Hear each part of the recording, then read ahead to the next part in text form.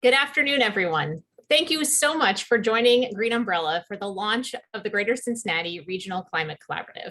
My name is Ryan Mooney Bullock. I'm the Executive Director of Green Umbrella, and we are so excited to have you all here today for this event that we have been building up to for over 2 years, maybe even more. We are so excited to have representatives from local government, the private sector, nonprofit organizations, and so many advocates from across our community to put our brains together around how we can help local governments across a 10-county region truly reduce their climate footprint and prepare for the impacts of climate change that are already here and are going to continue to intensify. I wanted to take just a moment to thank some of the folks who have made today's event possible because they have been with us from the launch of this work, the launch of our climate policy work from within Green Umbrella. The Murray and Agnes Seasongood Good Government Foundation and the Kroger Foundation, the Kroger Company Zero Hunger, Zero Waste Foundation were both our inaugural funders for this program that allowed us to bring on staff and do the organizing and all of the convening that has happened already to get us to this point today. So without further ado, I would love to introduce the Green Umbrella Director of Climate Policy, Savannah Sullivan. Great, thank you so much, Ryan. And thank you everyone for joining. I'm so excited for this event today. As Ryan mentioned, I'm Savannah Sullivan, the Climate Policy Director at Green Umbrella. And our climate policy work is dedicated to working with regional local governments in Greater Cincinnati and their communities to help kickstart and accelerate climate preparedness. Today, we have a jam-packed agenda for you with speakers from our region all the way to Washington, D.C., to Seattle, Washington. We've got folks plugging in from all over for today's event. What you'll hear from us today is first a bit of background on climate action across the country. Then we'll learn a bit more about regional climate collaboratives and their impact. Next, we'll hear how to center equity in regional climate action. And then we'll hear a bit more about what has climate action in Greater Cincinnati looked like to date. And we'll hear from some great regional partners on that work. And next, and finally, we'll share what the next steps are and how you can get engaged in this work. And we'll take plenty of time to answer any of your questions. You can be sure to enter your questions into the Q&A function at the bottom of the Zoom. We will make sure to get to all of your questions during this Q&A. First, you might be wondering, what does regional work look like in our area? And just wanted to share what our 10-county footprint in Greater Cincinnati is. We have 4 Southwest Ohio counties, 4 Northern Kentucky counties, and 2 Southeast Indiana counties. So as you can see, we certainly have our work cut out for us in a tri-state region with nearly almost 200 local governments in these 10 counties. But that doesn't stop us, and we are really excited to share the vision for how we plan to engage communities across this entire region. I've been on the job for about 1.5 years. And as I've been launching and leading programs for our regional local governments and their communities, I've really seen tremendous levels of interest and action. During this time, I've been listening to regional voices about what climate impacts they're experiencing and what solutions they'd like to see in their communities. To that end, we set up 4 goals to guide this work, and we now have programming and partnerships dedicated to them.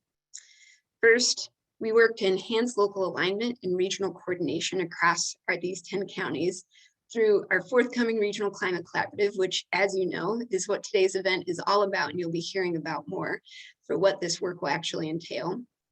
We also work to center equity and community voice in city climate action processes, not only through collaborating on programming with key partners, but working directly with local government and community members.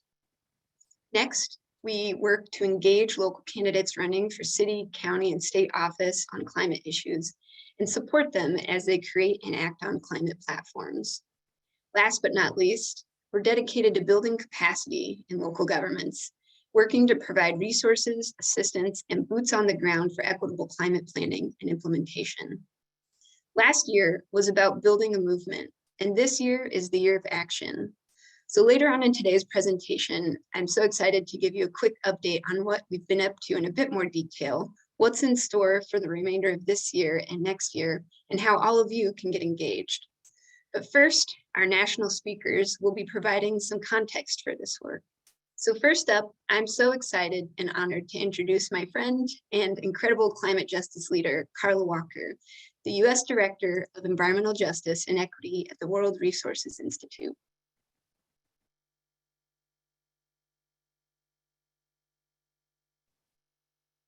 Awesome. Thank you so much, Savannah. Can you hear me? Is the audio okay? Yes, I can hear you great. Fantastic. I want to thank you and Ryan and all the folks at Green Umbrella for the work you do and are doing to advance climate action. In particular, I want to thank you for being an example of how to create space for advancing this work in an inclusive manner that intentionally roots equity and justice. I want to congratulate you on the launch of the Regional Climate Collaborative. I know it's been a lot of work and a long time coming, but once again, you all are setting a standard for addressing these complex and braided climate challenges in a very unique way. It just so happens that this week I'm not in Cincinnati, where I usually am. I'm working from the DC office at World Resources Institute. And in my role as Director of Environmental Justice and Equity for the US, I was brought on board about a year ago to provide leadership to WRI US and their work around equity, environmental justice, and just transition in the context of climate change, and advance and expand WRI's work and their research in this space. And so these issues are very, very close and near to my heart. For those unfamiliar, WRI is an global environment and development research institute that brings people together to confront some of the world's most urgent challenges. And while some may think that these issues can be resolved at the levels of that international discussion, and don't get me wrong, those layers are necessary, the role that local government plays, that they can play and that they should play in climate equity and justice action cannot be underscored. One of the most important results that came out of the 2015 international climate meetings in Paris was finally a universal recognition that cities and local governments must play this critical role in reducing greenhouse gas emissions to safe levels if we're really trying to do this work the right way.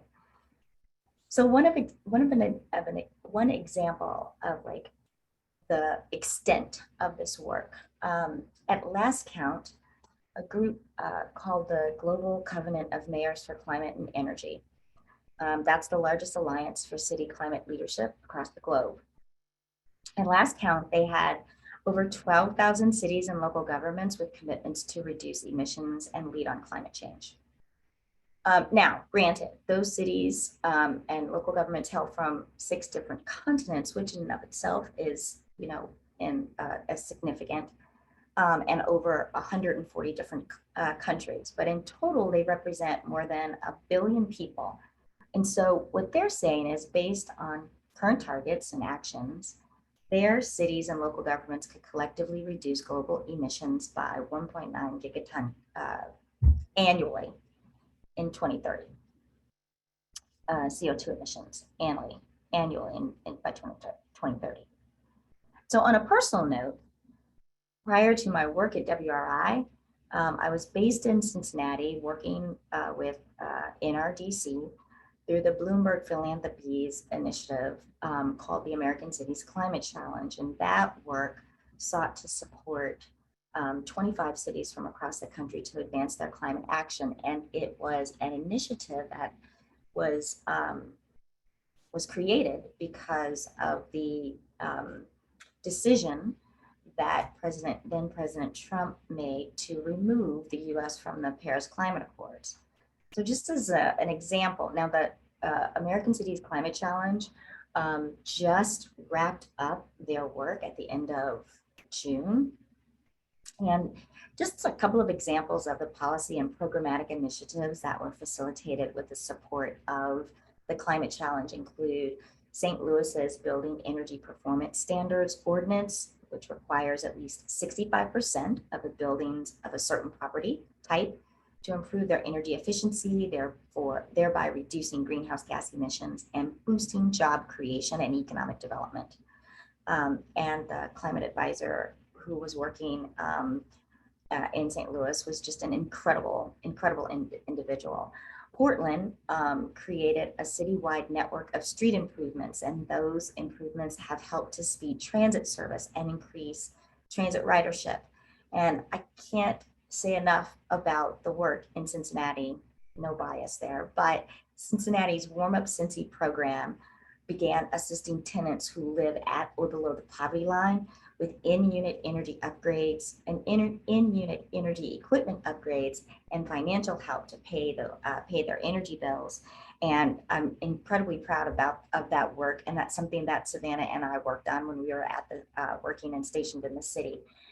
It's not just cities. National Association of Counties has a Resilient Counties initiative that builds leadership capacity to identify and manage risk, prepare counties and county level officials to become more flexible and responsible to system shocks and climate stresses.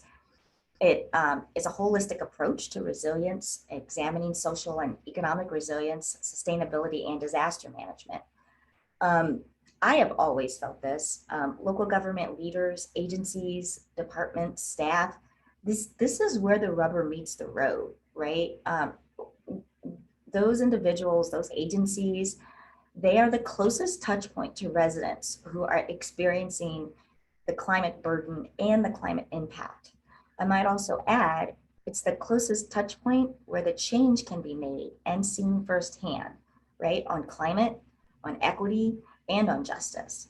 And so I see cities and local governments as first responders, as primary caretakers and stewards of the overall well-being of their constituents.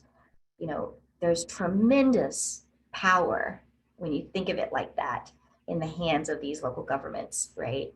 But that also comes with this significant level of responsibility.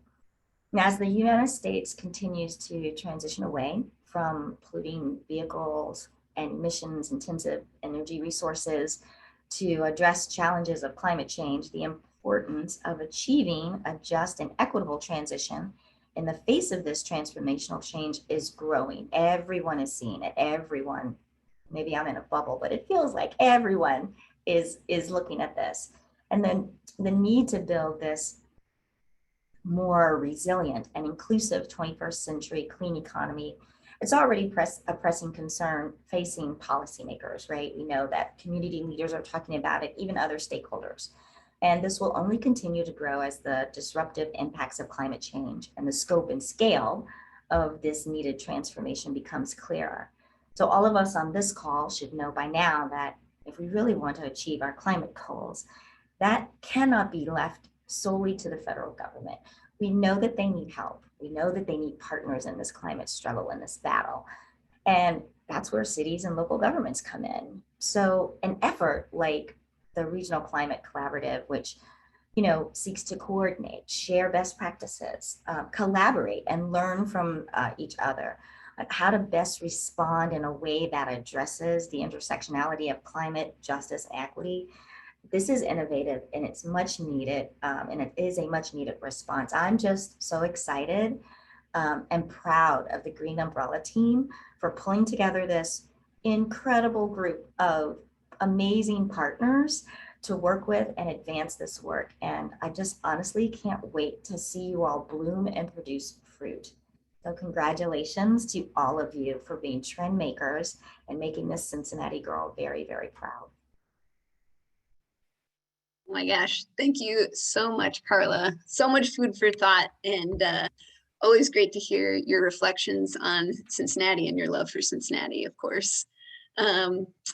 So next, I'd like to welcome another amazing leader who has provided incredible resources and insights to Green Umbrella this past year, Annie Bennett. She's an associate director for the Adaptation program at the Georgetown Climate Center, and she will share what regional climate collaboratives are in a bit more detail and what they've accomplished in other parts of the country. Thanks so much, Savannah. I'm really happy to be here today. Thank you for inviting me. I'm excited to to look for and look forward to learning more from others on the call today. So as Savannah said, I'm going to provide a little bit of context around regional collaboration based on our work in support of collaboratives around the country. To start off, I just want to echo Carla's sentiments about the critical role that local governments play in acting on climate change. And I think that working together at regional scales can really only strengthen the impact that local governments can have. If you're not familiar with the Georgetown Climate Center, we work with states and local governments on climate, energy, and transportation policy, both in terms of reducing emissions and adapting to the impacts of climate change. And it's in that spirit of serving as a resource for government that our adaptation team has been convening a couple peer learning forums. And one of those is for practitioners working at regional scales. So I'll get more into that a bit later in my presentation. Next slide, please. So to start off, why is it that regional collaboration has been taking off in the adaptation field? First of all, climate impacts do not respect jurisdictional lines. So neighboring municipalities are often dealing with similar concerns when it comes to climate change. But on the other hand, the actions that one jurisdiction takes to adapt can impact their neighbors both positively and negatively, because local land use and development decisions can affect resilience to impacts like heat, wildfire, flooding, and erosion at a larger regional scale. So for example, land use and infrastructure investments in one area can affect flooding conditions downstream. Development decisions in the interface between urban and forested areas can affect vulnerability to wildfire. And urban heat islands from highly developed areas can affect neighboring areas depending on regional wind patterns. And then finally, the governance picture within regions can be very complicated. So every region has a mix of different government authorities and other stakeholders that hold different responsibilities when it comes to adapting to climate change. And coordination can be that key to much more effective adaptation efforts. Next slide, please.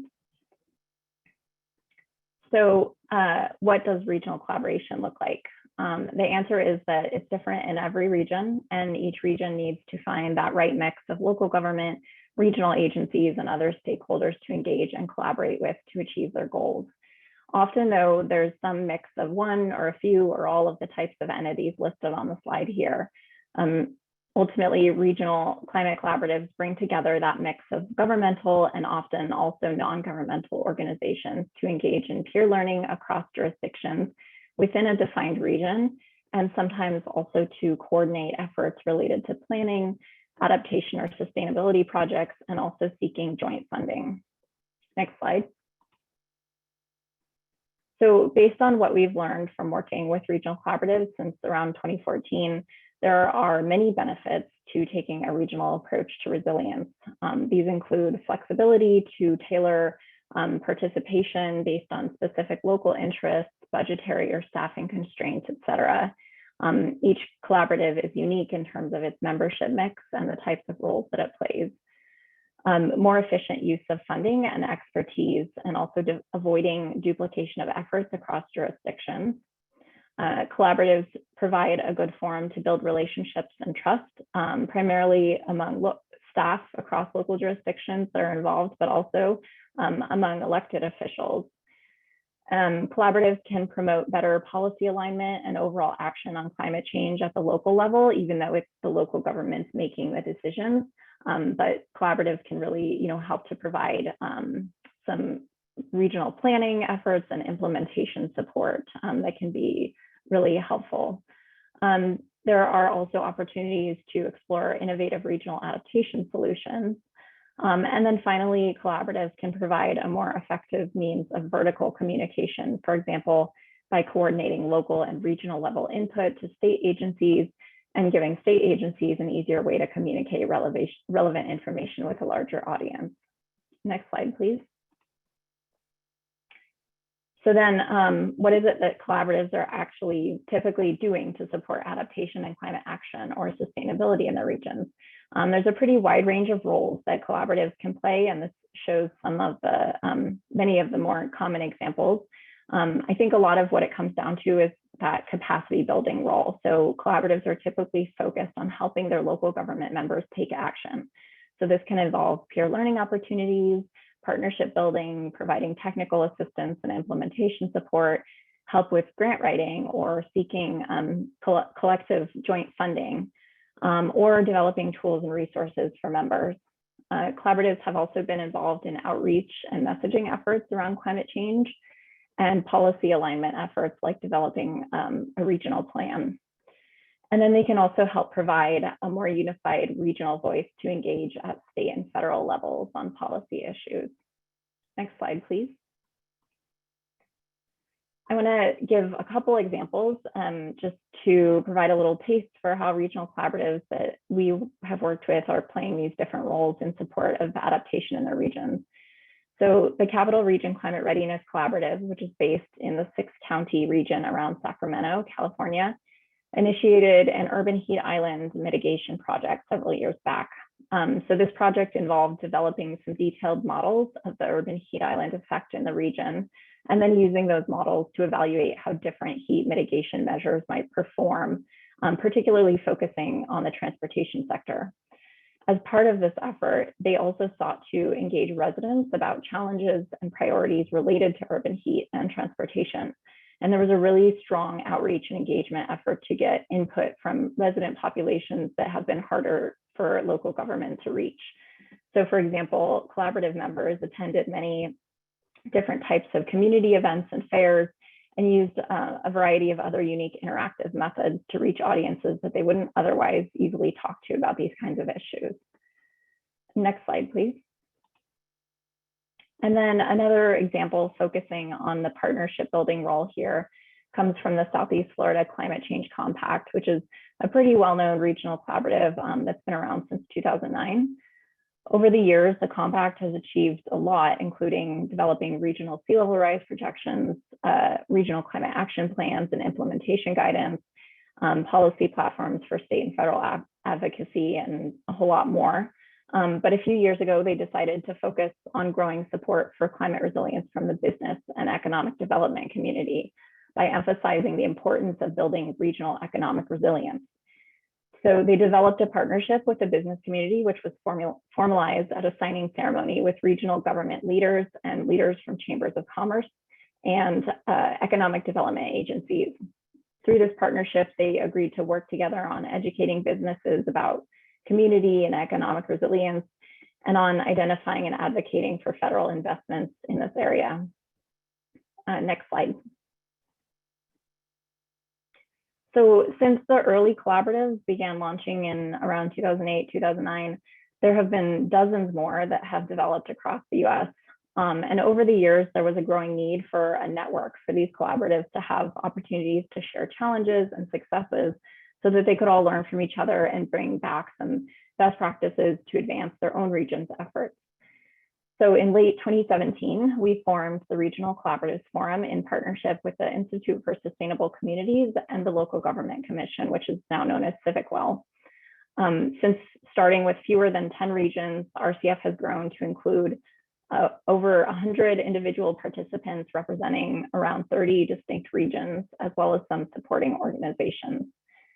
The RCF meets every other month over a Zoom meeting, and we develop topics based on needs and the interests of the regions that are participating. We often have speakers from within RCF who can share what their collaborative is doing on a particular topic, such as equitable adaptation, partnering with state and federal agencies, moving from planning to implementation, developing new funding strategies for collaboratives, and a whole lot more.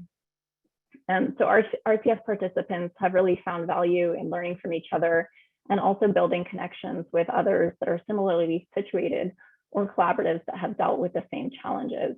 And we've been really fortunate to have Savannah and Green Umbrella's participation over the past year and a half, and have learned a lot from the work going on in this region. So I'm really looking forward to hearing more as this new collaborative takes off. And last slide, please. So thank you so much for having me here today. If you're interested in learning more about our work or getting involved in the RCF, you can find out more at the links here, or feel free to contact me. Thank you.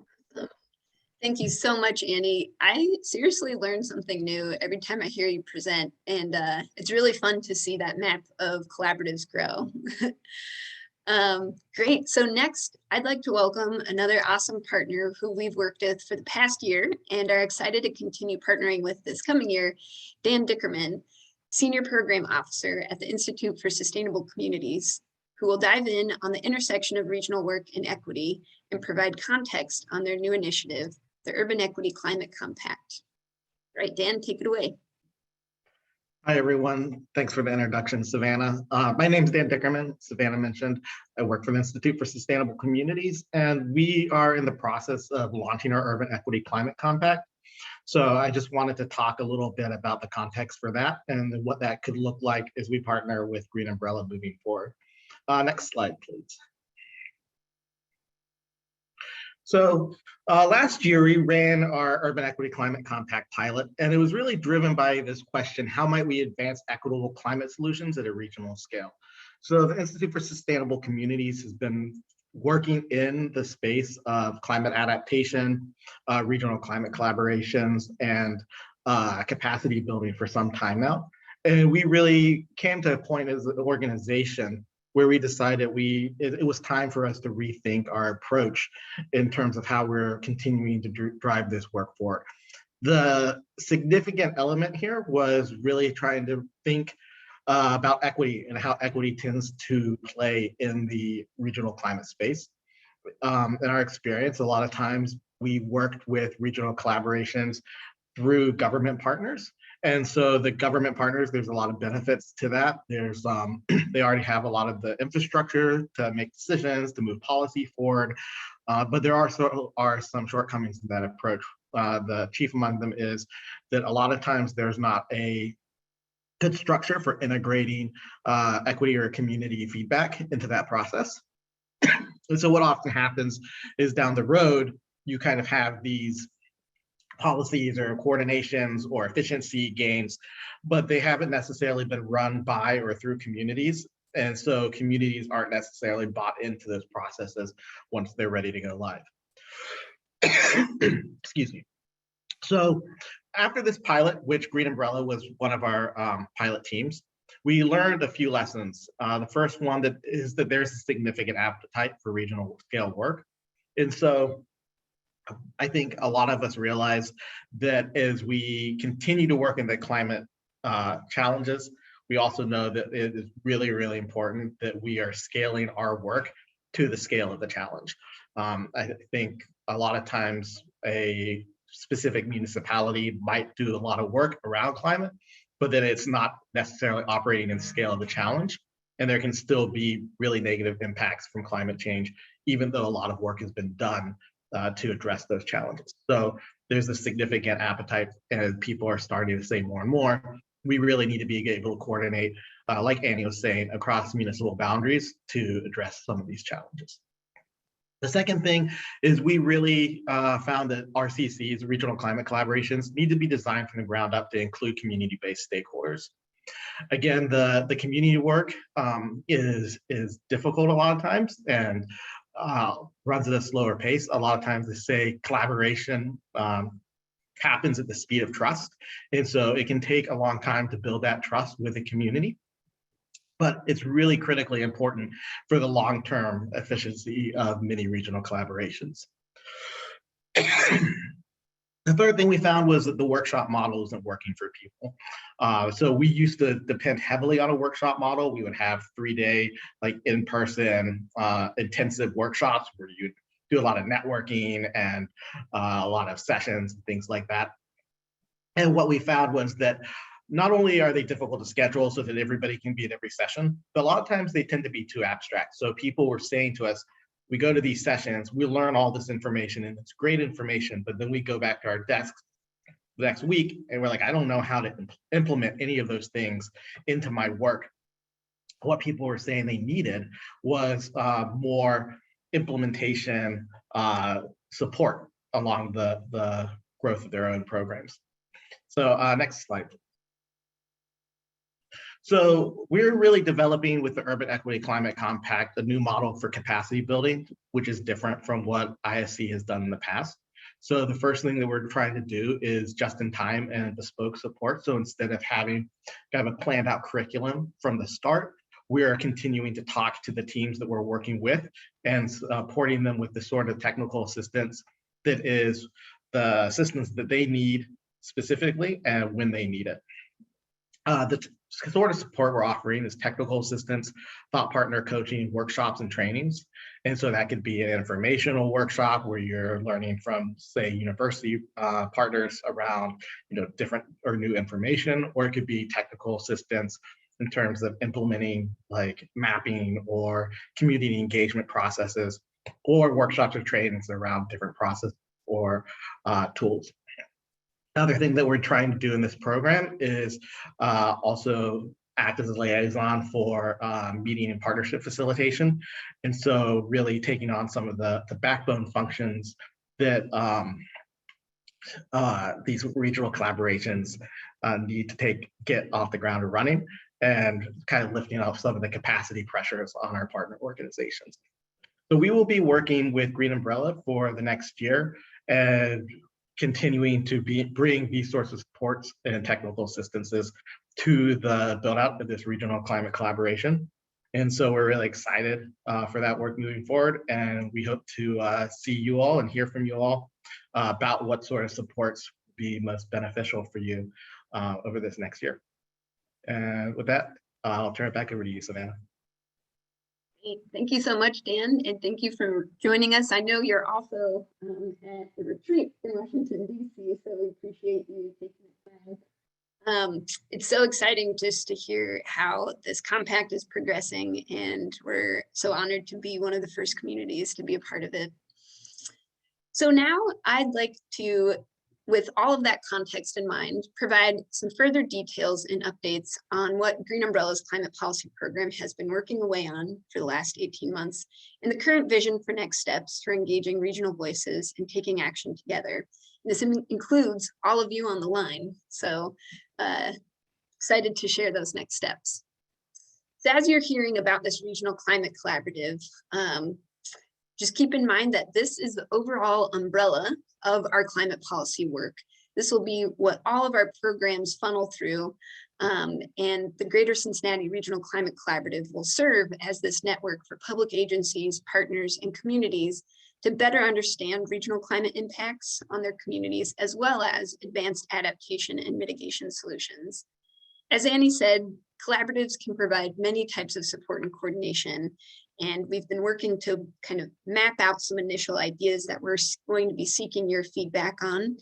And they can range from facilitating peer sharing, highlighting best practices among local governments, developing opportunities for regional collaboration and program implementation, and of course, securing funding and technical assistance to further this work in your communities. Network partners can also span the gamut in our region, whether it's the public agencies, which includes local governments, quasi-governmental agencies, state government representatives, and more, nonprofit organizations, community members, so individual leaders who want to contribute their voice to help build this from the ground up, universities and schools and businesses. As you heard from Dan, another key part of this work this past year has been leading our regional participation alongside many partners, including Groundwork Ohio River Valley, Ohio Kentucky Regional Council of Governments, and more in ISC's pilot program last summer, where we explored how we could potentially center equity in this next generation of a climate collaborative. In this spring, as you heard, Green Umbrella and its regional team were honored to be invited to be one of the first regions in the country to join the compact. And we're really dedicated to navigating, building our collaborative from the ground up, not only with institutional leaders, but community members themselves. We also strive to center equity in all that we do and provide opportunities for local governments and their communities to do the same.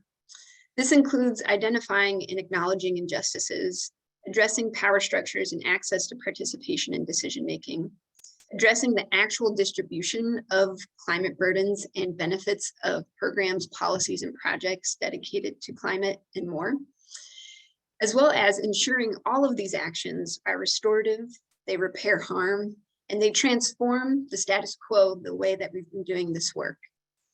One body of work we're so excited about is the Climate Safe Neighborhoods Partnership led by Groundwork Ohio River Valley and supported by Green Umbrella. You'll hear more on this effort shortly from Tanner Yes, but for now, I'll just highlight that a key effort that we've been working on together for the last 2 years is a community engagement model that our organizations co-created. And it's dedicated to elevating historically underserved and excluded voices into local government climate plans, uplifting the experience and expertise from our most climate vulnerable neighborhoods. And you can see here on the right, a snapshot of our most recent climate advisory group that served 5 neighborhoods in Cincinnati and the Beekman corridor. And we actually just wrapped up last night with our community showcase, which you'll be able to view online next week if you're curious. Another key part of our equity work is working directly with governments. And so this past year, we've been exploring and expanding our ability to do so and piloting different approaches to doing this work. So as you can see here, our piloted efforts were with Cincinnati, since they are one of the only regional local governments who currently has a climate plan, but I anticipate many more as we expand all of our efforts regionally to be coming down the pipeline. Now, Cincinnati's been creating a Green Cincinnati plan every 5 years since 2008, and they're currently in the process of updating for 2023.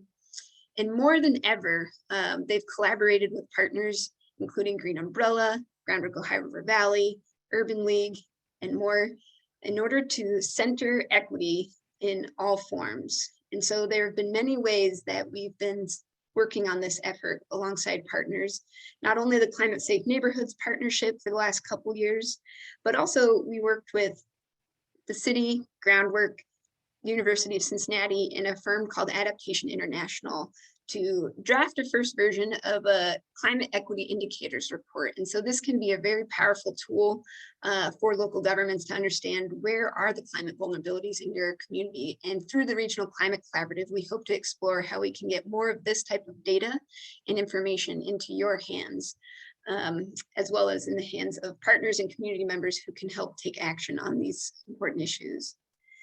Also recently, we were commissioned to create a climate equity indicators benchmarking report, where we surveyed equitable solutions from cities across the country and created a matrix of over 350 equitable climate solutions, and then generated a report that clustered these strategies by types of equity and themes that we observed across all of the different cities. And so you can find this online now. We'll also drop it in the chat, but it's a very helpful tool for getting started on climate action in an equitable way. Another key part of the work to date has been focusing on what are the core competencies of equitable climate action, and just wanted to highlight some of the core competencies that we've been exploring with the Institute for Sustainable Communities. What does it mean to be accountable to your community members as you move through this work? How can you equitably engage and partner and build trust with community-based organizations and universities? How can you have a community-driven resilience plan and elevate those voices directly into the strategies that shape your next steps? Another key step is, of course, measuring and evaluating the work you do and making sure that you have a way of also evaluating that equity is being centered in this work. And as you've heard, so many of these issues do not respect political boundaries. So how can we collaborate regionally? And that's where the Regional Climate Collaborative can absolutely support you. Another key ingredient that we've been chipping away at is understanding how can we build political will for climate action amongst elected officials. So to this end, last year, we piloted a local candidate engagement model with the Cincinnati election that took place for both mayor and city council. First, we hosted a Green Cincinnati Plan educational session, which dozens of candidates attended. We partnered with the Ohio Environmental Council Action Fund, who provided policy experts to engage directly with candidates and help them take first steps in designing a climate platform. Finally, we hosted a public forum in October 2021 for candidates to present their platforms. As you can see, both mayoral candidates participated, as well as 18 city council candidates. including Council Member Mika Owens, who you will hear from shortly, and unsurprisingly, given her platform, is now the chair of Cincinnati's first Climate, Environment, and Infrastructure Committee. And it's an opportunity we see as being viable in communities across our region to create similar structures. This year, we're hosting a similar series for regional county commissioner races in Ohio and Kentucky, as well as state representative and Senate campaigns in Ohio. To begin building capacity, we've hosted several events over the last year and a half that have so far reached over 40 jurisdictions and over 120 unique government staffers. We've also been working with the Indiana University Environmental Resilience Institute to better understand their model of the Indiana Resilience Cohort, which is a local government fellowship program that helps kickstart planning and implementation in local governments in Indiana. We've been working with them to expand this model in a unique fellowship form into Kentucky and Ohio. And you'll hear a bit more from Matt Flaherty on that in a bit. But as we work towards this goal, we've been working with individual governments to learn a bit more about what their capacity needs are. And we want to hear from you and your community members about what your needs are as well. So one of our next steps will be a survey, which will be sent out shortly during this presentation. Another major part of this work is just helping folks, understand the lay of the land and handing over some ideas of how to get started. One really effective way we've seen in other regions that have begun organizing around climate is the creation of a regional climate action playbook, which basically acts as a menu of ideas and options for local governments of all sizes and all types of government. So whether it's city, township, county, or more, they offer different types of actions that you can take as a government, different types of actions you can do to partner with community-based organizations. And we want to work collaboratively with you to create a tailored playbook for our region.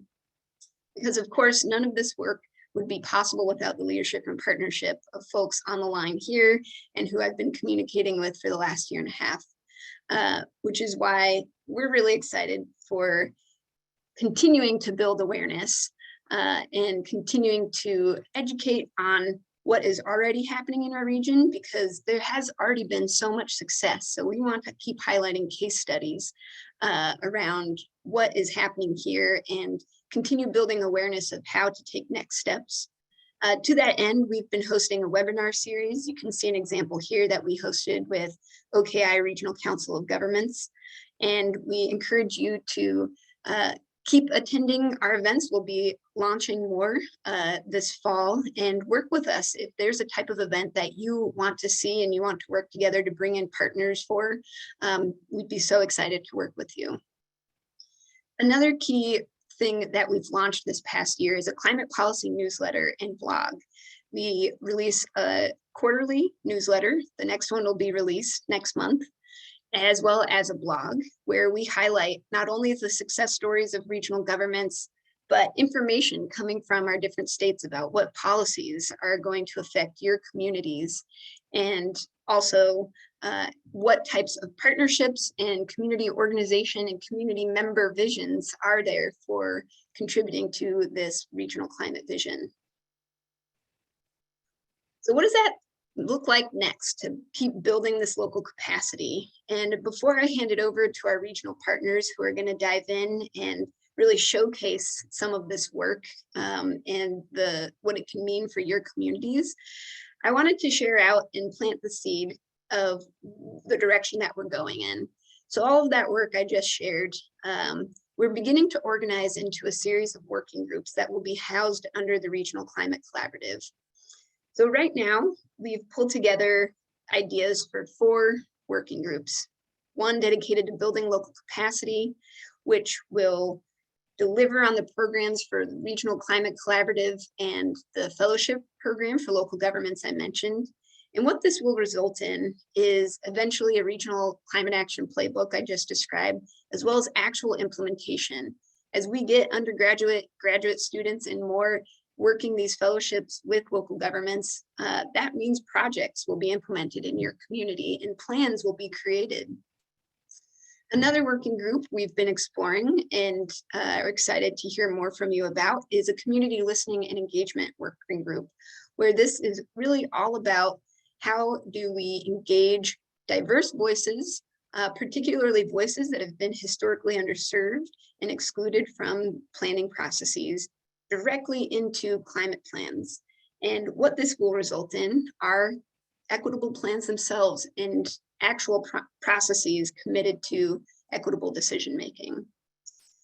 Third working group is one dedicated to elected officials that will bring together a ton of ideas of how we can engage candidates to make sure that your vision as community members gets funneled into what candidates develop into climate platforms, and then work alongside local government staff and community partners to implement and keep building that political will for.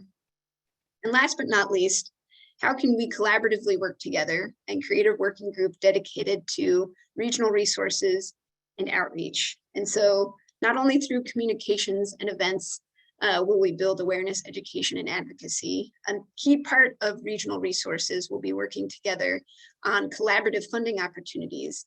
The bipartisan infrastructure law is one opportunity of many that is beginning to pump millions and millions of dollars into equitable climate work across the country. And we have an opportunity to come together and show that our region wants to get in on this exciting work.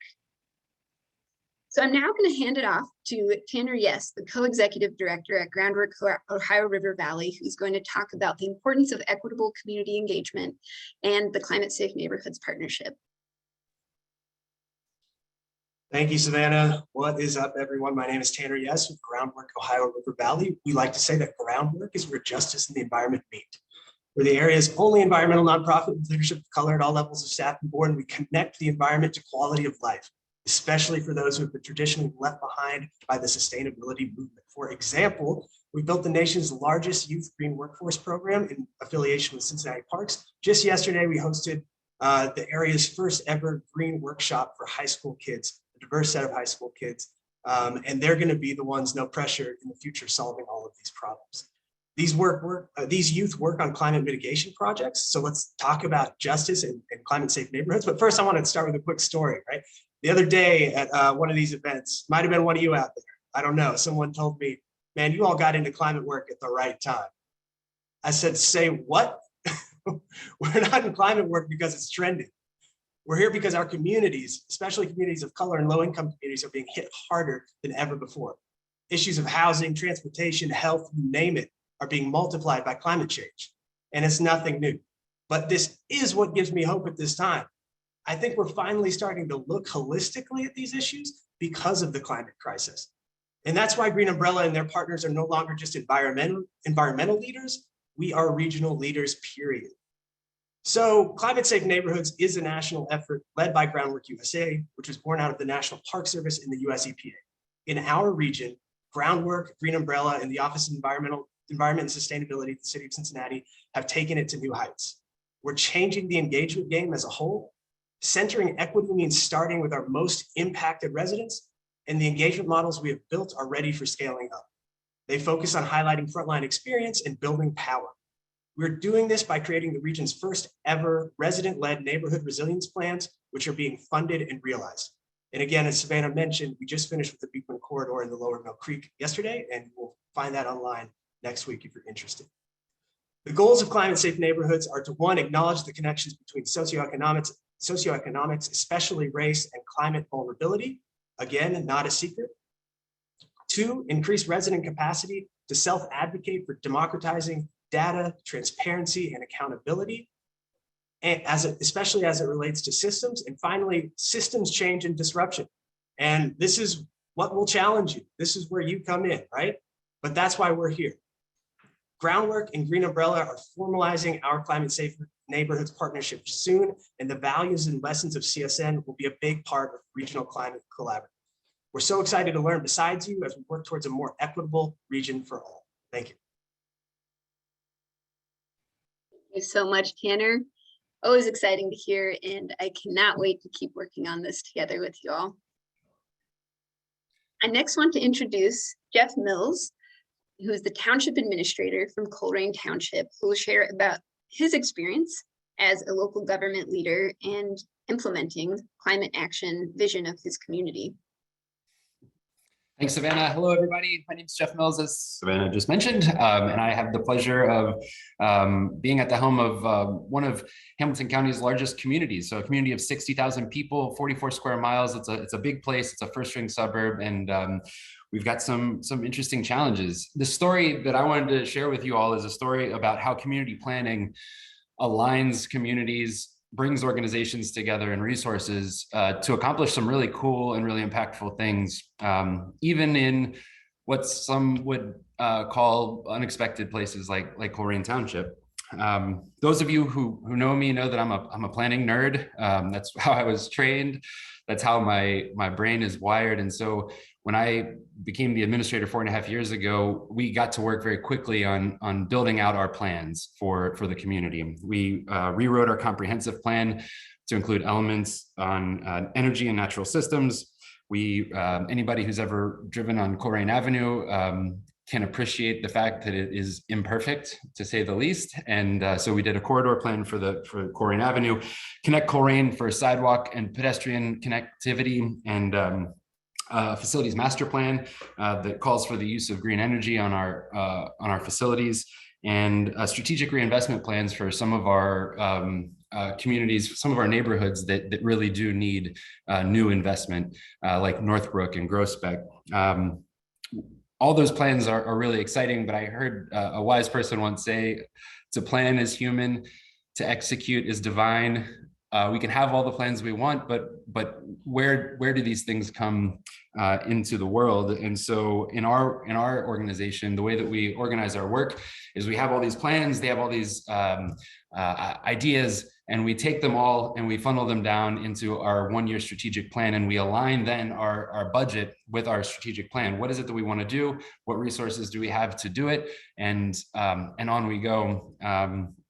Each year we have a big theme to our strategic plan. And for the past 2 years, our big theme has been to make Colerain clean, green, safe, and prosperous. Clean, green, safe, and prosperous. And with that, we've been able to sort of broadcast that agenda to our community. And it really is a reflection of, if I had more time, we could talk about how these plans come together, but it's a reflection of the desires of the community.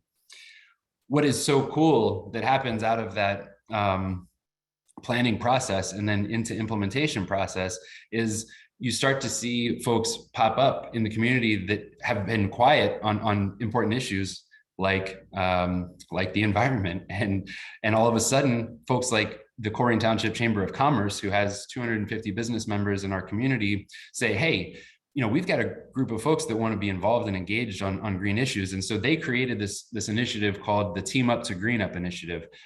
And the Team Up to Green Up Initiative has brought dozens of our businesses together to, along with regional partners like Green Umbrella and organizations like Chambers for Innovation and Clean Energy.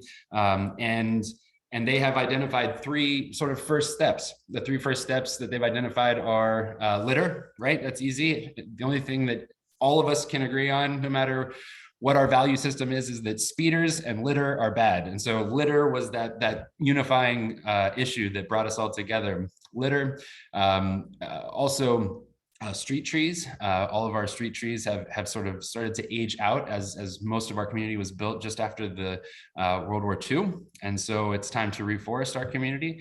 That's another issue that we could all agree on very quickly. And what's so incredible is when you bring these folks together without much capacity, right? These folks don't understand or have the muscle memory of making green change in our community. And so that's when Savannah enters the picture and really helps us to channel our energy and make amazing things happen.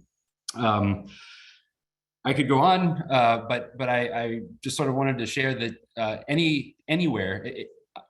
My message is that if it can happen in Colerain, it can happen anywhere, right? And so I would encourage all of you to keep fighting the good fight and watch as our community becomes clean, green, safe, and prosperous. Thank you so much, Geoff.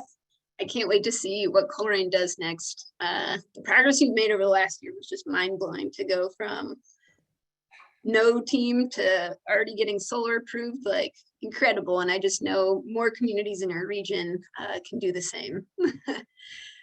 Great. So next, I'd like to invite Councilwoman Mika Owens, who you heard me mention earlier, who was a star in the pilot elected official program we had last year, and she's going to share about her experience as a climate-focused elected official.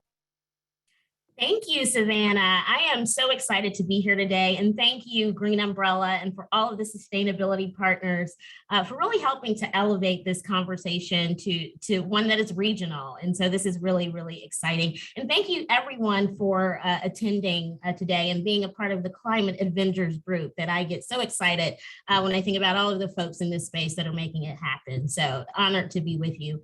And so we know our environment is rapidly changing really right before our eyes. And so Ohio might not have dying polar bears, forest fires caused by drought, or a disappearing coastline, but the devastating effects of climate change are still very present and very visible. And so here in Cincinnati, we are facing rising temperatures, floodings, erosion, and extreme weather-related events. And so as the planet warms up, these issues will only intensify in the coming years. And so our cities are leading the way in preparing for the long-term impacts of climate change through all means possible. And so I am excited about the potential of the Regional Climate Collaborative to support our work going forward and to extend the reach of regional climate policies. And so a collaborative approach to addressing the regional impacts of climate change is not only important, but it's absolutely necessary. And so the impacts of our forebears' failures will not just be felt by one community, but by all of us. And some communities will feel these impacts more acutely, particularly those communities that are low income, Black and brown. And so we can keep our communities safe and healthy and vibrant by working together. The Green Cincinnati Plan brings together regional stakeholders to advise the process on a process to a steering committee and involves residents through many sessions for significant community engagement. And so these partnerships have been vital to the success of the plan, which has led to a 37.8% carbon reduction in Cincinnati since 2006.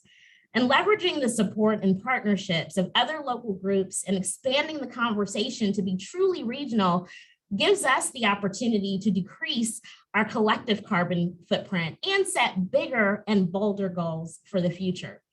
And so achieving these goals at the local level will require having elected officials who prioritize sustainability policies and are willing to do what it takes to build a greener community. And so it's time for climate advocates to step up and run for office. And for candidates who don't know much about sustainability, really have a responsibility to their constituents to educate themselves on environmental issues and on climate action. And so when I was a candidate in 2021, I participated in Green Umbrella's candidate education series. And this series provided the information and connections for me to inform my sustainability platform as I ran and set my climate policy goals after election. And so elected officials have an immense responsibility to take official climate action.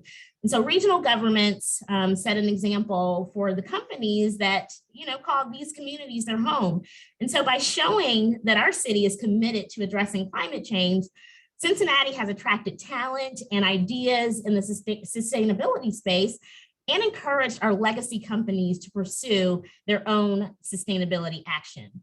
And so our entire region can benefit from these types of successes and become a national example of a sustainable green hub. And so the work to get to that future, right, starts with Regional Climate Collaborative and the goals that we set and accomplish as one united region. So again, I'm so excited to be a part of this and can't wait to see what we accomplish together. Thank you. Oh my gosh, thank you so much, Mika. Always great to see you. Always great to hear from you. I always get so pumped when I hear you talk about climate. Next, I'd like to invite Matt Flaherty. He's the Resilience Implementation Manager at Indiana University's Environmental Resilience Institute. He's going to share a bit more about the fellowship program that they've been implementing across the state of Indiana and a bit more about how we're working together to bring a similar program to our region. Thank you so much, Savannah and Green Umbrella, for the opportunity to join you today and for your leadership on just and equitable climate action. My name is Matt Flaherty, and I'm a Resilience Implementation Manager with the Environmental Resilience Institute at Indiana University. Today, I want to discuss our efforts to enhance regional collaboration on climate action in Indiana and the Midwest, and our efforts assisting local governments in building capacity for this important work. Next slide, please. First, I'll just briefly share some background about ERI. We've been around about 5 years, and we're launched as part of a grand challenge initiative at Indiana University to help Hoosier communities prepare for climate and environmental change. So we leverage research expertise and student passion and knowledge to work with a diverse array of stakeholders and partners around the state. My role at ERI is to manage our many local government resources, tools, and programs. And today I'll touch on 2 of these programs that have helped us advance work in Indiana. Next slide, please. These programs were recently unified under the name McKinney Midwest Climate Project, thanks to a generous donation from the McKinney Family Foundation. And these are the Resilience Cohort and McKinney Climate Fellows programs. So the Resilience Cohort works with local government partners on an annual program cycle to prepare for and act on climate change. Together, we assess community-wide greenhouse gas emissions, as well as climate hazards and vulnerabilities in the community. We develop strategies to reduce emissions, enhance resilience, improve public health and safety, reduce costs to local government, and advance racial and social equity. And we assist communities in implementing these strategies, from increasing access and deployment of solar energy to assessing urban tree canopy and developing equity-focused tree planting plans, and much more. Environmental justice and in-depth group and individual equity coaching are key program components, as is the regional collaboration that comes with a cohort model, emphasizing peer support and learning and networking. So another key support mechanism for the Resilience Cohort is the McKinney Climate Fellows Program. This program places undergraduate and graduate students in summer fellowships with host organizations across sectors to augment capacity for advancing climate and sustainability initiatives. We've recently been extending fellowships into the academic year as well. And these fellows have been invaluable in advancing the Resilience Cohort's work and lowering the barriers for participation with local governments that may not have dedicated sustainability staff. They've also been an infusion of energy and life into communities and helped build coalitions and advance action. The program has helped to develop a climate workforce in Indiana with demonstrated success at keeping fellows in state after graduation, which is another key component of building capacity and advancing work in the state. So another way we've seen success is that these programs have functioned as stepping stones or a bridge to more self-sustaining local action. The work itself has helped build the case for dedicated staff and resources, and it's been rewarding to see multiple partners succeed on that front. Another note on the program's evolution is that we're seeing emerging regional collaboration, not only through the form of networking and peer support, but in the planning efforts themselves. So we now have several multi-jurisdiction climate planning efforts underway in Northwest Indiana, in the greater Lafayette area, and that's a really exciting development for us too. Next slide, please. So finally today, I just wanted to share that we're really excited at ERI to build and grow our partnership with Green Umbrella. So as Savannah mentioned earlier, over the coming year, we're working together to advance a Resilience Cohort and Climate Fellows style model in the greater Cincinnati area in support of the new Regional Climate Collaborative. I think those programs have worked synergistically and really well to advance action with a lot of local government partners in the state of Indiana, and we're excited to build on that in a regional Midwestern model. For us, we think this is just the beginning, and we really look forward to learning from one another and growing as we move forward together on a just transition. So thank you again for having me, and feel free to reach out. My contact info is there at the bottom of the slide. Thanks so much. Great, thank you so much, Matt. In full disclosure, I should share that not only did Matt and I go to grad school together, but I also used to work at ERI. So I'm particularly big fan of the work happening there and so excited to be working together to bring similar models here for our communities in Ohio, Kentucky, since our Indiana communities are already served through IU. So next, I'd like to introduce Travis Miller, the Regional Planning Manager from the Ohio, Kentucky, Indiana Regional Council of Governments. And he's going to share about some awesome resources available to our region through OKI, as well as a bit more about how we can connect between nonprofit and Regional Council of Governments to keep moving climate action forward. All right, Travis, take it away. Great, thanks, Savannah. It's exciting to be here. It's an exciting day. Proud of your leadership and here to support this effort and all the communities you'll be working with on this important work in the year to come and years to come. So I'll start off just following up with Matt's presentation. I can certainly attest to the McKinney Midwest Climate Project. We're proud to host a fellow here at OKI. This was our first year to host a fellow, have the opportunity to do that. Our fellow has been specifically focused on Dearborn County, Indiana, and working with county leaders there to develop strategies for employing electric vehicle infrastructure. Leadership in that county is very eager to invest, and the timing of the fellow was able to really get some great resources, great minds together, and putting together what will be an exciting plan to implement. They're also helping the county embed and integrate climate action and resiliency into their county comprehensive plan. And I'll talk about comprehensive plans in a moment. From OKI's standpoint, resources available to any community in the region to support resiliency planning and all of this work. We maintain a whole series of data, hopefully to do that. Where I'll start is our 2050 transportation plan. You may not think of our transportation plan as a resource for that, but it is. We have a very robust environmental component of the plan, and it should be obvious to this audience why, as we look ahead to the year 2050, we're anticipating a lot of changes. When we think about our transportation investments, we absolutely need to consider what the climate and how to be resilient as we can with those investments. So a lot of resources in that plan. If you're not familiar, or if it's been a while since you've looked at it, make sure you delve into the environmental components. Hand in hand with the 2050 plan is our strategic regional policy plan, which we brand How Do We Grow From Here. This is a process that started actually going back a couple of decades.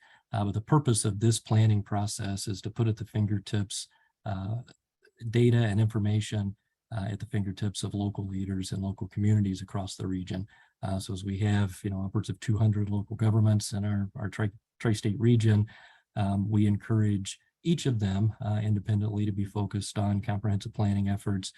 So the How Do We Grow platform is our platform, OKI's platform for engaging and keeping the right data and the right information at the fingertips of those decision makers. So next slide, we'll go through some of those. Kind of want to give you a glimpse of some of the resources that are available to you and available to communities as you're working on climate resiliency plan and action plans. On the left side is our environmental viewer. And Lauren just put in the chat the link that's on the screen, and the QR code you could scan takes you to our maps and apps, where is the portal for all of these tools. But starting with the viewer, this is simply an interactive map where you can find your community and look at the regionally significant environmental resources that exist there, and learn more about those resources and how they relate to one another. The mitigation suitability modeler takes those resources to the next level, because you can start to prioritize for your community areas that are important to conserve, maybe areas that are most impaired. If you want to invest or channel efforts to making improvements, the modeler is a very simple, very intuitive tool that we've put together to help decision makers do that. My Community's Water is one that doesn't get enough attention. This is a tool that specifically looks at water, but the important thing is it focuses on watershed boundaries. So it helps get community planners and leaders out of the mindset of their jurisdictional boundaries, thinking beyond that, understanding where their community fits in the natural environment. So understanding the impervious surface in their community and what percentage of the watershed that makes up, understanding what's upstream, what's downstream. All things are connected by water in our streams through the region. So My Community's Water is certainly a tool that we believe has a place when we're having resiliency conversations and planning, and just want to make sure everyone's aware of that. And again, if you're not or you haven't explored it, go into it, find your community, and I guarantee you're going to learn things about your community you didn't know. Tree for Me was designed for residential use, primarily individuals use to understand the benefits of trees, but we can apply it to full communities. Tree benefits are calculated by iTree, so it's a pretty powerful set of tools that help calculate the stormwater benefits, air quality benefits, carbon benefits of planting trees. Next slide. When it comes to energy, we have a whole series of energy plans we developed a couple of years ago. We chose 8 communities across the region so that they could serve as pilots for all the rest of the communities. Colerain Township was one of those communities. Thanks, Geoff, for your involvement in the planning work of this. Some of the products was a heat island map, so that's interactive and that's available for the full region. But there's also some other recommendations made by these plans that might be useful for other communities to consider and follow.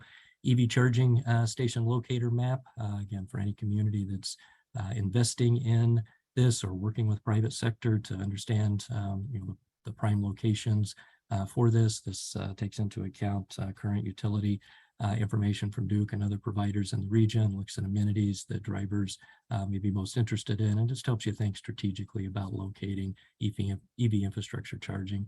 And then finally, our solar map. This is interactive too. This is based on buildings. You can find any building in the region and see the solar potential. So this uses LiDAR data, so it's the slope of the roof is calculated. Any shade that might be casted on the roof from surrounding trees is calculated. Duke energy rates are part of the formula to let folks know what benefits they might have for investing in solar on a rooftop. Next slide. And I'll end with this. Geoff talked about the comprehensive plan in Colerain Township, and I wanted to bring back up the importance of comprehensive plans as communities look to their future and look to their best future. We talk about resiliency, we talk about climate action, we talk about green plans. We believe the most effective way to take action for communities to base action on is to be able to look at things comprehensively. So we would always encourage communities to be embedding climate action and resiliency into their comprehensive plans. And we're here to help support those efforts and have resources, even technical support resources to do those and do those things, take those steps. The elements of an effective local comprehensive plan is essentially a recipe book for communities that are either creating or updating a current comprehensive plan, and things to consider related to the natural environment, related to energy, related to resiliency are all embedded in the plan. So that's it. Savannah, thank you for the opportunity to share, and happy to be here. Great. Thank you so much, Travis. I'm always astounded by just the sheer number of resources we have available through OKI. And so I definitely encourage all communities who haven't explored them yet to do so. And I really look forward to continuing to collaborate with OKI as we engage local governments on these issues. So before we jump into Q&A, I'm going to talk about next steps. I want you all to get engaged and know what's on the plate for our movements next.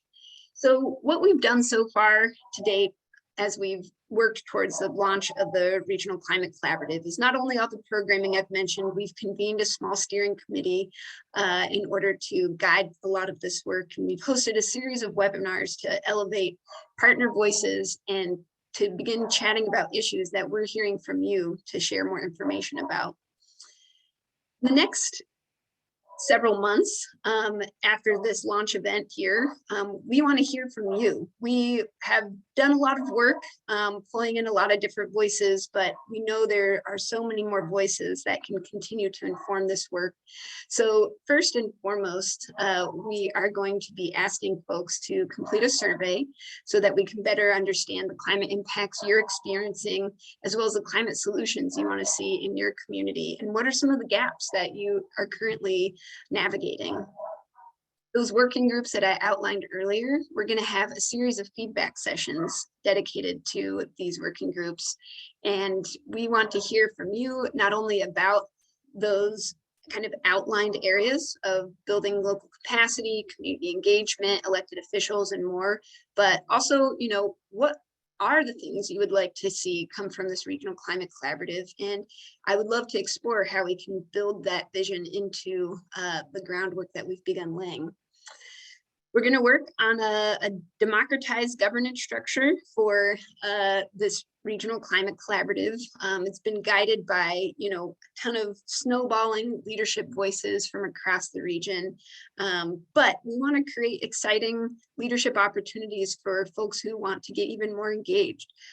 So work with Green Umbrella and partners to ensure the continuation and the thriving of this regional climate collaborative. And last, over the next few months, through the Urban Equity Climate Compact with the Institute for Sustainable Communities, we'll have several opportunities to engage with Race Forward training, which is one of the national leaders in providing racial equity training for institutions and individuals. And we're very fortunate to be receiving some of that free programming here locally from our participation in the compact. And by the end of the year, with all of your feedback in hand, we hope to be able to officially launch some working groups, have formed an executive and advisory committee for the Regional Climate Collaborative. We will be able to open up official membership so that local governments and partners can sign up as members to participate and get access to all of the programming we just shared.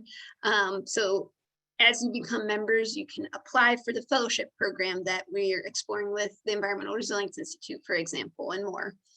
And last but not least, we will be announcing initial convenings for the year 2023 to help drive some of those outcomes that we're looking for. So the Regional Action Climate Playbook. If you want to get involved with that, there will be a series of convenings through the working group for you to participate and help shape that outcome for the region. So we do have these calls to action today. Before we jump into Q&A, I first want to share our survey, and I'm going to drop these into the chat as I speak. We ask that anyone from any sector, or if you are showing up as an individual community member, to fill out this survey and share with others in your community. We want as many responses as possible in order to inform our understanding of how are you experiencing climate impacts, and also what are the gaps that you currently experience in your community, and of course, what solutions do you want to see in your neighborhoods, and how can the Regional Climate Collaborative help you get there? As I mentioned before, we will be hosting over the next couple months a series of working group feedback sessions. And you can see the schedule and the registration links for these in the chat now. And all of this information will also be sent to you in a follow-up email tomorrow. So don't worry if you're not copying everything from the chat.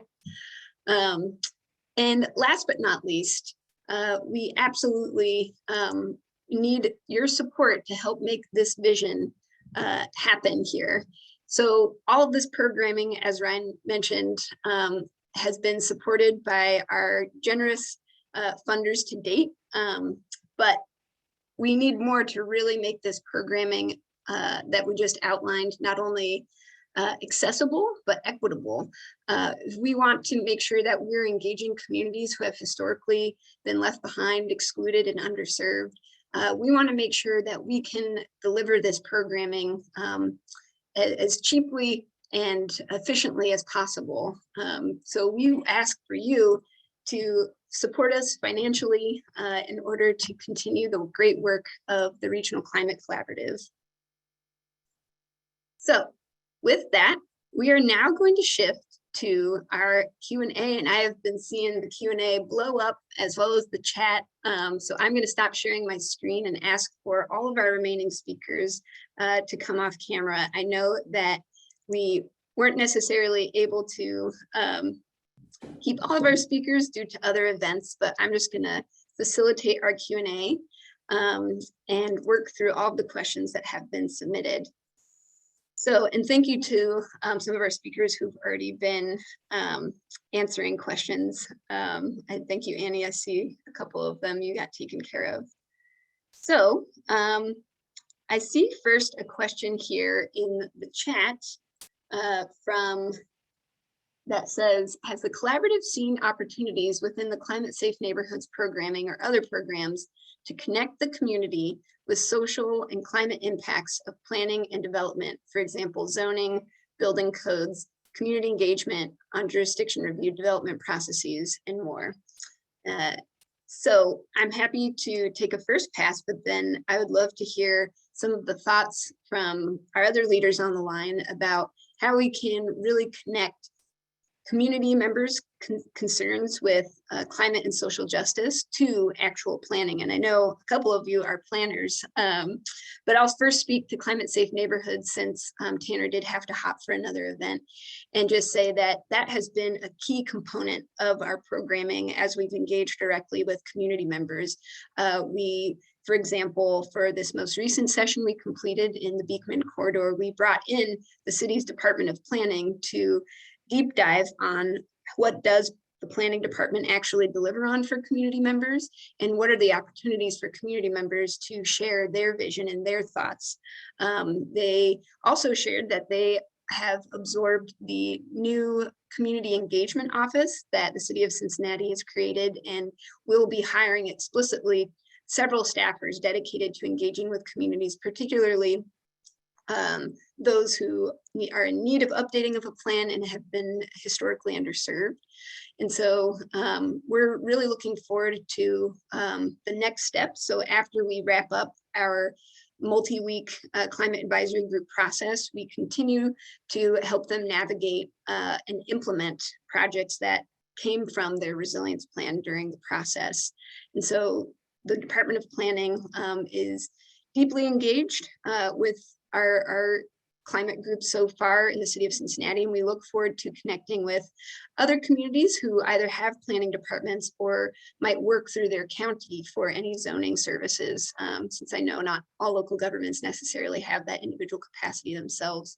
I'd also like to invite, I don't know, I'm looking at Travis or Geoff, I know you two are planners, who, if you have thoughts on engaging community members on the issues of zoning, building codes, and more.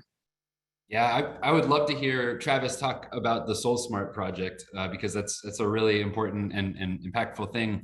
As it relates to zoning and climate work, I think one of the biggest things that we can all do is wrap our heads around density, right? And not be afraid of density. One of the things that I love to say is that we need to legalize housing. That's not just single family, right? We've got to legalize housing, and it's a really important, really impactful thing that we can do at a local government level, and it's something that we're working on right now. We've got an RFP on the street right now to rewrite our zoning resolution, and hopefully, it'll be a model for what a first-ring suburb should look like in terms of allowing for density. I would just, community engagement is key. I mean, nothing means anything if the community isn't engaged. No, you're not going to have champions for the work. It's not going to get done. The plans sit on a shelf if you don't engage the community meaningfully through the process. I think everything we do as planners and certainly through this collaborative work has to listen, has to engage the community, has to hear what the needs are, the issues are. Has, again, engage meaningfully, and we have to listen. We don't know everything. Even the leaders in the community aren't experts on every decision. They need to receive information and listen to constituents and residents. And I think, good planning processes embed that and include that. So we talked about the comprehensive plan as a key resource for local communities. So I'll go back to that, the guidance that we put together that OKI maintains as we work with local governments, we talk a lot about community engagement. You know, before we start pulling together the information that's you may expect to find in the plan, information about a transportation system or housing or other things. What's the community engagement? Who's involved? Who are the decision makers? How's the information shared? You know, the beauty of living in the world we live in, being as connected as we are digitally, certainly puts a lot more information at the fingertips of a lot more people. So, you know, I know communities, OKI included, rely a lot more on social media than ever in the past, and really use those tools to engage people live where they're at. You know, not expecting folks to come to a 6 p.m. meeting, you know, on a Tuesday night. But, you know, if it's 3 a.m. when they're reviewing the information and they can comment, that's just fine. You know, with the technology we have, we can gather those comments and get that input then. So I think it all goes back to meaningful communication and engagement. Great. Thank you so much, Geoff and Travis. Our next question, I'm going to kind of be smashing multiple together because we've got so many questions and limited time. Mika, I'd first love to hear from you on this question. We've gotten several related to opportunities for local governments and communities to engage with state and federal government leadership. And I know we recently had a fun conversation and I loved your ideas about this. So I'd love for you to share some of your thoughts on engaging with state and federal government. Yeah, well, certainly this conversation is one that requires all of us. So at the municipal level, but on up. And so, you know, when I think about this democracy in general, that means it takes residents and people who are, you know, paying attention to this and what governments are doing to really be engaged and to advocate. Because, you know, I believe it's not just a top down, but it's a bottom up approach, and meeting in the middle is so important. But we have to advocate at the state level for, you know, climate action. You know, I was informed that Ohio is a state that doesn't have a climate action plan. And there are some states that do. And so what does that mean for us in terms of what becomes a ballot measure potentially, right? And so it's going to take, I think, a lot of organizing because that always makes a difference. And so as a local elected official, it's important when we hear from residents on these issues, because this is how we can help just kind of build momentum together. Excellent. Thanks so much, Mika. I can't wait to work with you on this. Next is a question we actually got from the mayor of Gulf Manor. Thank you so much for joining. And I'm going to tag you for this, Annie. The mayor asks, are there opportunities for funding or help in getting funding through regional climate collaboratives, specifically for capital investment? Much of his interest is related to energy, but would welcome any of your thoughts on funding and capital investment at the regional level. Thanks. That's a great question. So to my knowledge, I know there are regional collaboratives out there that have worked with local governments on, you know, trying to secure funding by, you know, providing grant writing assistance or other technical assistance with, you know, a lot of the administrative burdens that can come with trying to find funding sources and going after funding sources, especially like federal grants, which can require a lot of paperwork and monitoring and reporting and things like that. I've also heard, I don't know if anything like this has been implemented, but I know at least like it was something that they were considering in California at one point, where California has an alliance. It's called the Alliance of Regional Collaboratives for Climate Adaptation. And it's basically like it serves a similar function to the RCF that I talked about, but just for California. So they're like a network of all of the California regional collaboratives. And I know at one point they were considering, they were going after some funding that would like allow them to, that ARCA group, to serve as like a sort of funding agency of sorts, where they were trying to get funding from philanthropy, and then they would be able to dish that out to the regional collaboratives for like specific projects and things like that. I'm not sure that that ever ended up happening, but I know that kind of idea has been thrown around. So I think doing that at that larger scale, or doing it at a regional collaborative scale where the collaborative is going after this joint funding and then is able to help get it to local government members to help them with projects or other planning efforts. Excellent. Thank you so much, Annie. And for our last question, I am going to pass it to Matt to give all of our speakers a chance to answer a question. And we have one question about the Mckinney program that you shared, and in particular, how are you going about ensuring that you engage students of color and that the program as a whole can engage with communities of color and the focus on racial equity and social justice? Yeah, good question. Thank you. I guess for the program as a whole and the resilience cohort, I mentioned that increasingly over its existence, equity has become a central theme. We've advanced work with consultant partners, a small Black woman-owned business out of Chicago called Source Strategies, who's been an instrumental partner on group sessions and equity coaching, really helping all of our local government partners think through their engagement strategies and how to center justice in their work. With respect to the Climate Fellows program, my colleague Danny, co-manager of our kind of external facing programs, manages that. And I know she's really intentional in their outreach strategies. So we've been expanding to the regional and satellite campuses of IU and are looking at other partners within the state of Indiana, other education institutions to really expand that footprint and diversify geographically and in other ways how we're recruiting. We've also worked to introduce efforts to reduce bias in our interviewing and hiring process. And I'll mention that local partners have an opportunity to be involved in that process. So each of the partners actually has the opportunity to interview candidates, select their top candidates. And I think maybe the two pictures I had in the slides from recent site visits were certainly both white fellows, I think, but I wouldn't say that's true of the whole program. I think we've got a racially and socioeconomically diverse set of fellows. There's 39 fellows this year working in communities all over the state. Awesome. Thank you, Matt. And thank you everyone for joining. I'm going to wrap this up because we're right at 2:30 and just say, again, we can't wait to continue working on this with all of you. If you want to keep having fun today, please join us today at Braxton Brewing in Covington. We will be at 4:30 partnering with the city of Covington on a resilience walking tour so we can see projects that they've worked on implementing over the last several years, ranging from pollinator gardens to solar to waste and litter initiatives. And I can't wait. There will be several staff people from the city there to help guide the tour.